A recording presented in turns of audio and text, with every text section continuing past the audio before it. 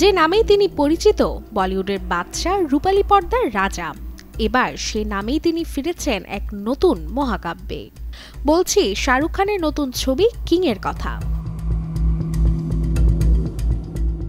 Action, আবেগ আর উত্তরাধিকারের এক অনন্য মেলবন্ধন নিয়ে আসছে সিদ্ধার্থ আনন্দ পরিচালিত সিনেমা কিং, যেখানে প্রথমবারের মতো বড় পর্দায় একসঙ্গে দেখা যাবে শাহরুখ খান ও তার কন্যা সোহানা খানকে।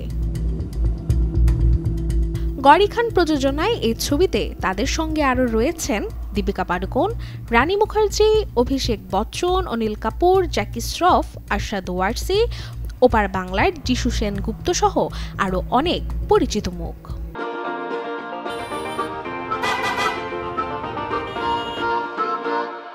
আর বিশেষ চমক হিসেবে থাকছেন বলিউড ভাইজান সালমান খানের অতিথি উপস্থিতি। 2025 সালের মে মাসে মুম্বাই ও ওয়ারাশতে শুরু হয়েছে কিং এর শুটিং। সঙ্গীত পরিচালনায় আছেন সচিন জিগার, আর ব্যাকগ্রাউন্ড স্কোরে জাদু ছড়াবেন অনিরুদ্ধ রবিচন্দর। তবে ছবি মুক্তির এখনো কোনো নির্দিষ্ট তারিখ প্রকাশ না পেলেও জানা গেছে রেড চিলিজের ব্যানারে আসছে বছরের শুরুতে মুক্তি পেতে পারে বলিউড বাদশার নতুন ছবি কিং। Desk report, channel 24।